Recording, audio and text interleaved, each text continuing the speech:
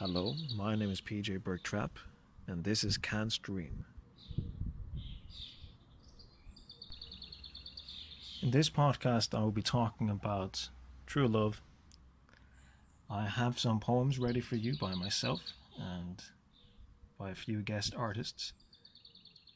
And I also have a few stories to tell regarding love. To start off understanding what true love is, I have some famous quotes ready for you.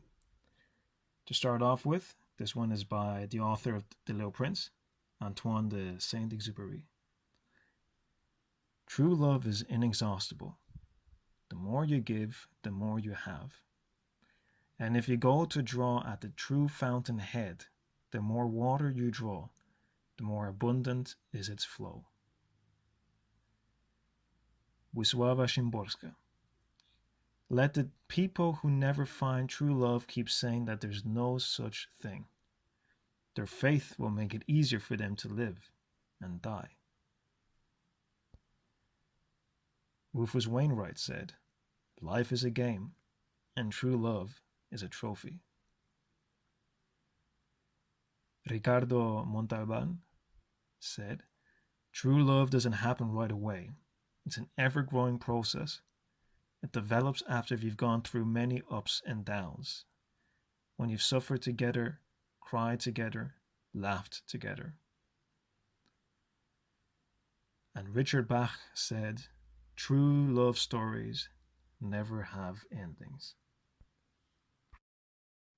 But my favorite definition of true love is made by my good friend Alex Brown, who said, True love is being able to comfortably be in the same room with somebody you love and do separate things without needing to fill the silence.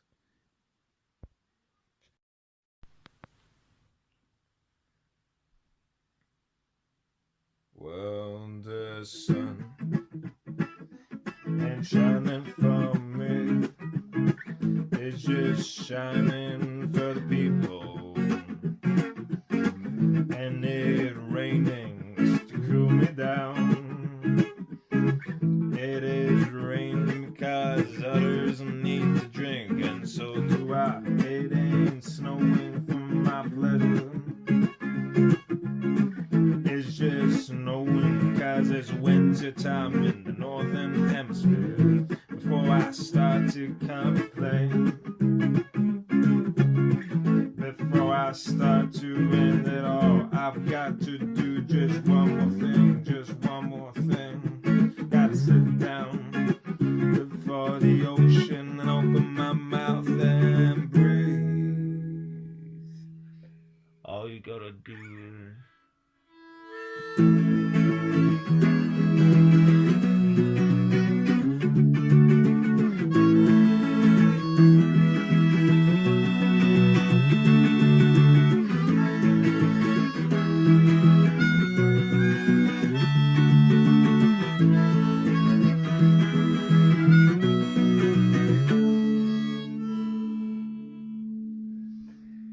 and then I met you in the cave and I felt quite in love. But then when daybreak I lost it all. Now I'm fuming at the mouth, I'm spitting quite uglily. I don't know what to do with my body. I'm dancing like a coyote with some drugs. I'm foaming at the mouth like a volcano out of control. So I've gotta sit down for an ocean up in my mouth and let it breathe in. All I've gotta do is all I've got to do is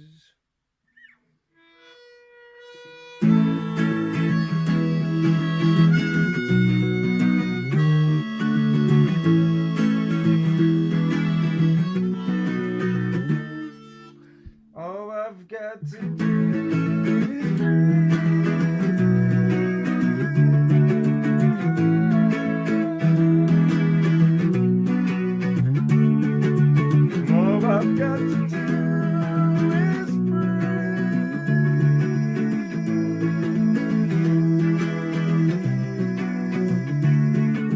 breathe it all in. Breathe it all in, my friend. All I've got to do is breathe it all in, my friend. All I've got to do is breathe it all in, my friend. All I've got to do is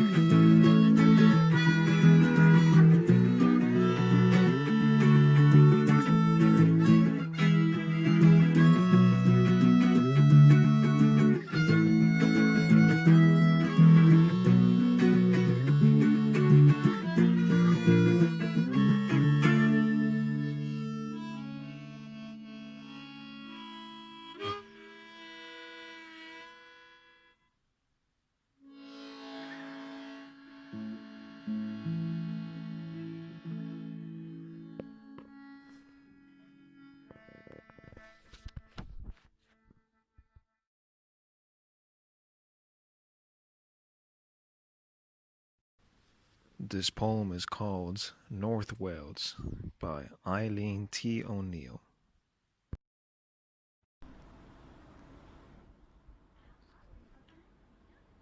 There'll come a much safer time when we shall be free to roam. We can relive those great days, laid back and roving, carefree. We never dreamt of change between countryside and sea. We crisscrossed the landscape, collected travelogues of living.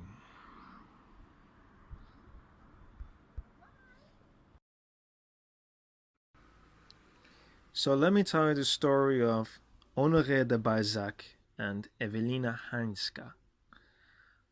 Honoré de Balzac is a world-renowned novelist, known for his realist sequence of La Comédie Humaine, the human comedy, and is considered a classic author when studying realism and French literature.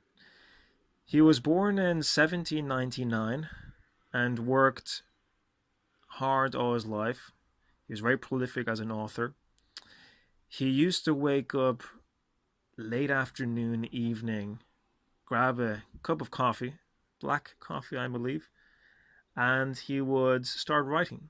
And he'd be writing from the moment he woke up to the crack of dawn, to late morning, and then he would fall asleep exhausted.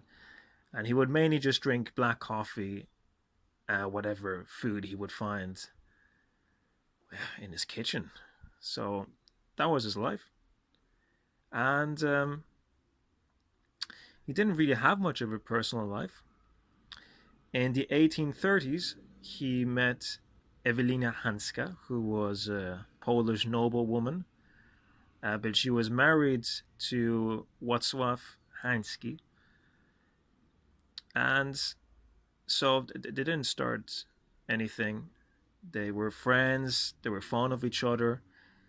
And when Hanska's husband died, they planned to marry, yet it would still take a while because of Evelina's daughter, I believe, was against it.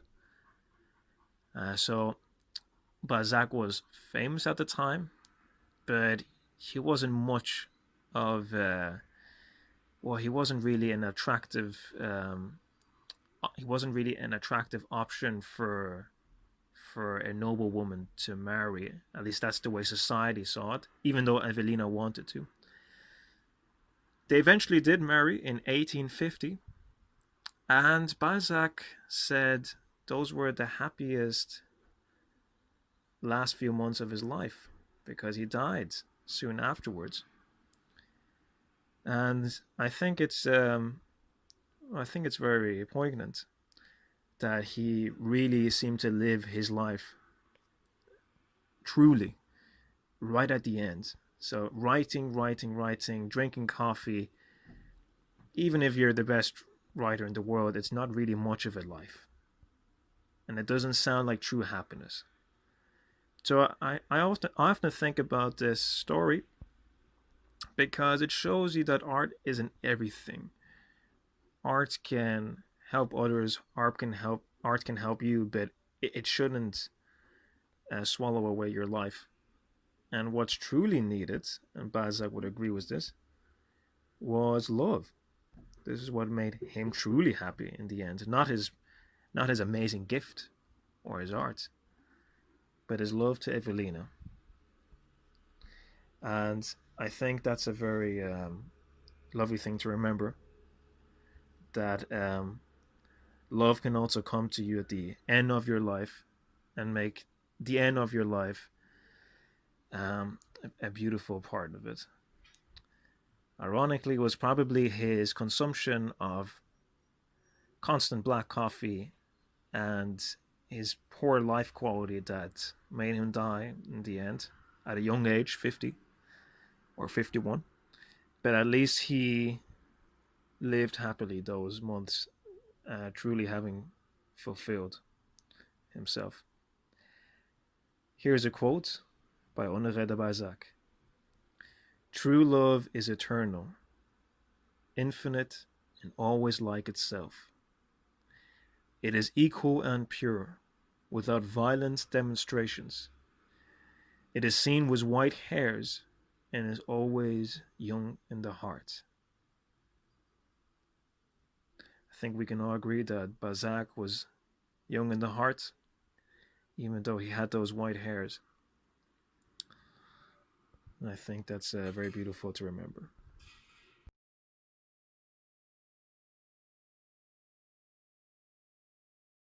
And came he to the last one, I said, my name is Luck. I should have died so many times, but I'm immortal, baby. So come on, Captain. You're gonna lick my boots. We are say, Captain, baby. Captain, Captain, Operator. Captain,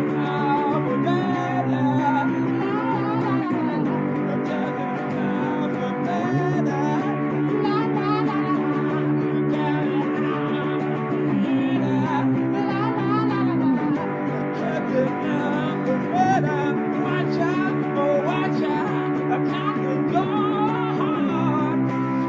It's going so fast, it's gonna explode. Oh,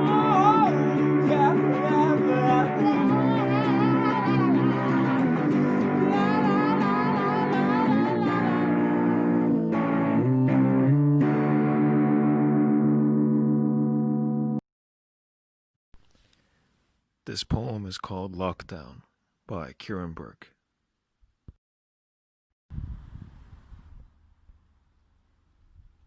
We've been sleepwalking, my love. We became accustomed to disrespect and retaliated in kind.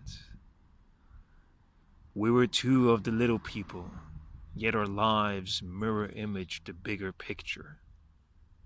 Our actions change the world. We spread the contagion of indifference with our unmindful ways. This was no easy task. We were part of a World West unspoken agreement. Now I lie awake, listening to your breathing, waiting for a change of rhythm. Blind faith in your immune system is my religion now. And every time I wash my hands, I am reminded of how we turned our faces away from the suffering masses who only wanted their share.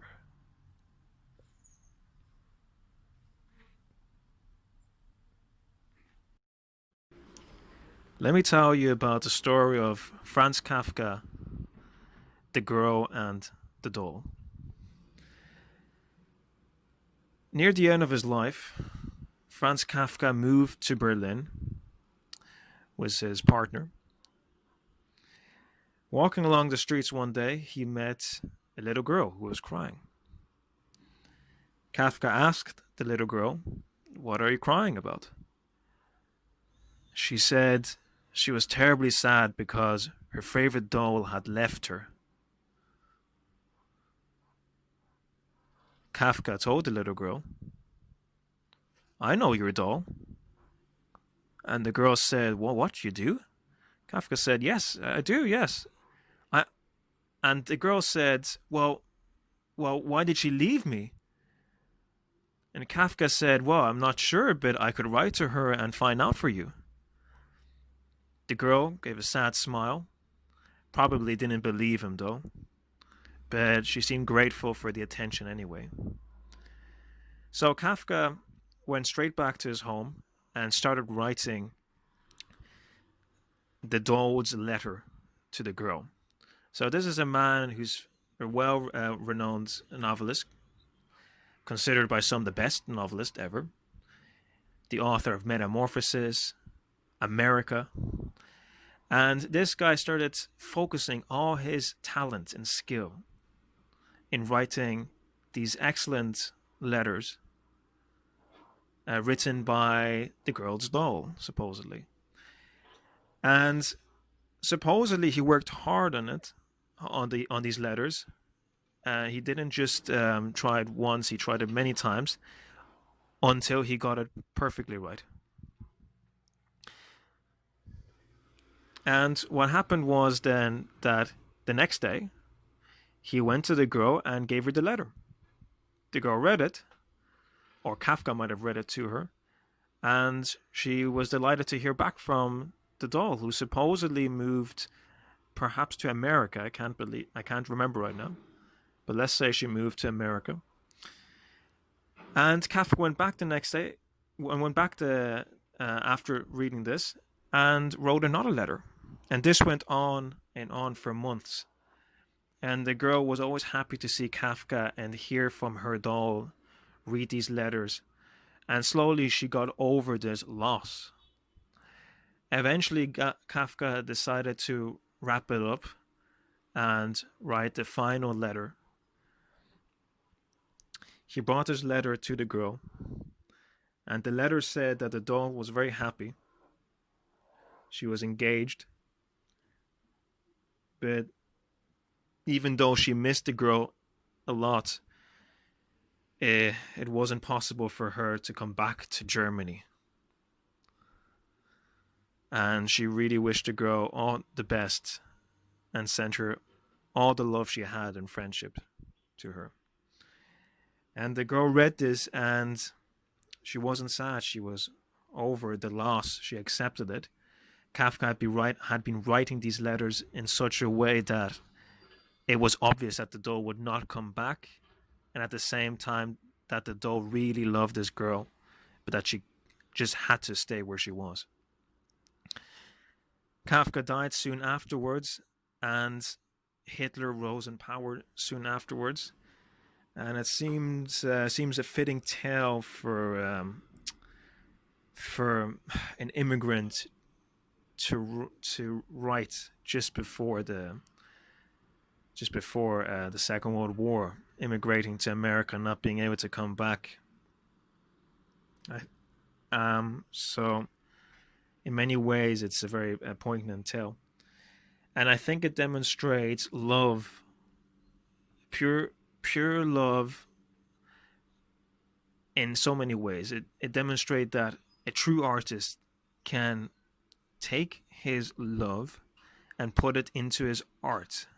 Kafka, I believe, put his love into the letter, creating the doll who expressed real love for the girl. And this way, Kafka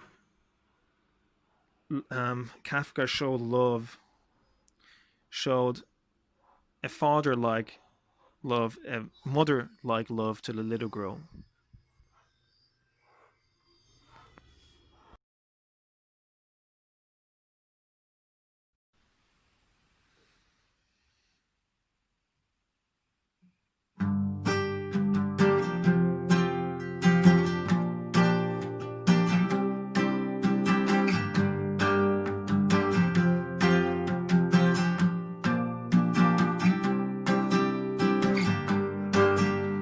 In my view,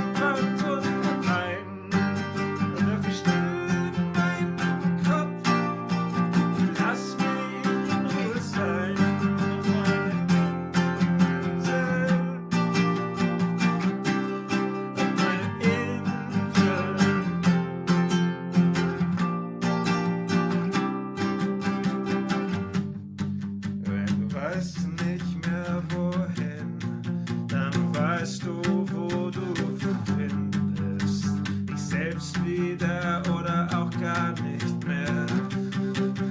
Wenn die Sonne nicht mehr scheint, wenn der Mond nicht mehr rauskommt, wenn das Wasser nicht mehr fließt, die Luft in deinem Hals stecken bleibt und du weißt nicht mehr wohin, bin ich bei der Insel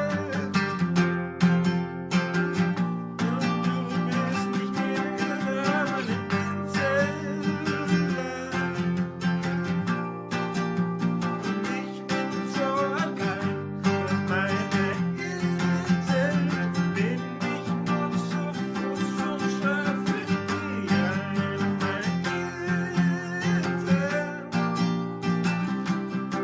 auf meiner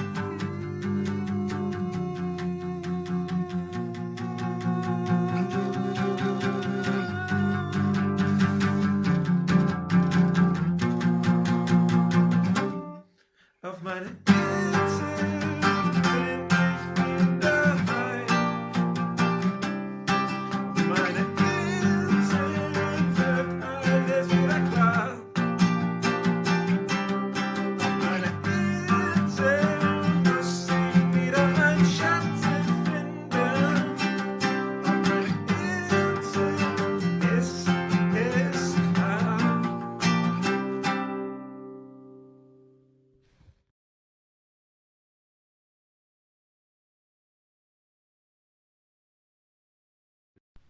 The protests that are occurring all around America is a sign of love.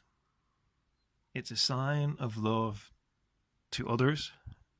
It's a sign of social love. It's a sign of love towards the community and for the society. People are mourning the deaths of so many, not just Taylor, not just Floyd, but so many people in the recent past, in the present, in the distant past, and in the future. And people like Trump and his band of hooligans show the opposite. They show the lack of love towards others. They cannot go beyond their self-love, which is just a mask. It's actually self-loathing. And to not be able to relate to others, to not be able to do that means that you shouldn't be involved in politics, or you shouldn't be involved in something which regulates, which tries to maintain society. So it's a crime against humanity, what he is doing and his staff. It's a sign of ignorance. It's a sign of incapability. And I think that these protests, they're violent, but they're a desperate attempt to try to maintain humanity and try to show towards others that some people still care, that most people still care. I think this is another sign of love, very relevant in these times.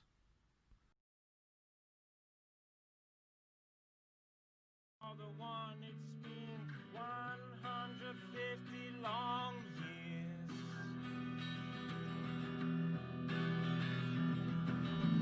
Well, I am lost in Jupiter,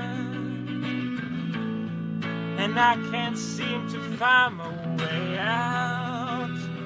I miss my mama and my papa too, not to mention my soul. But it will fade away someday, yes it will, unless you're that storm in Jupiter, and you won't stop. It's been 150 years.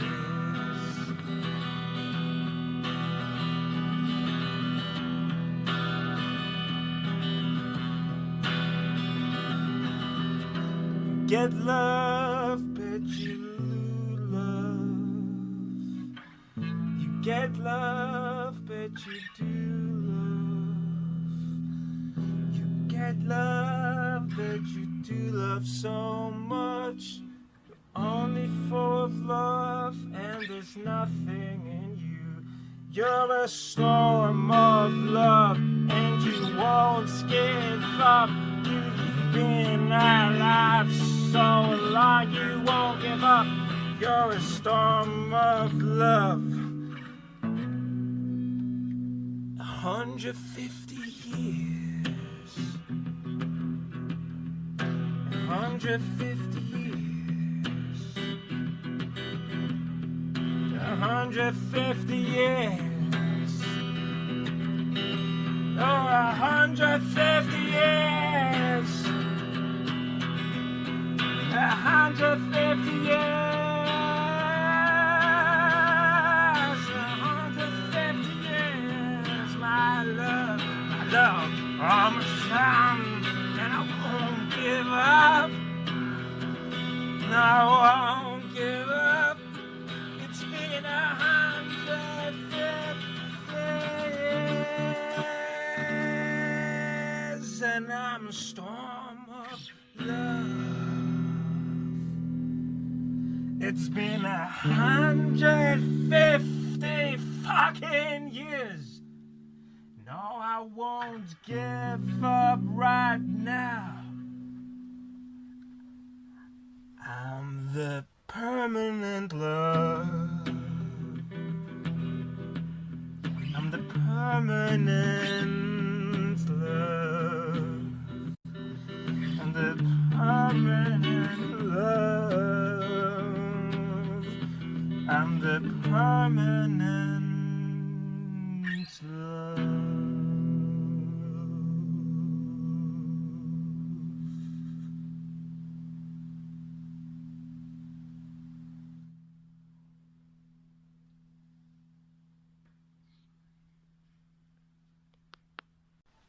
This is an extract from my novel Okutama Express, where a little brother tries to explain what true love is to his older brother.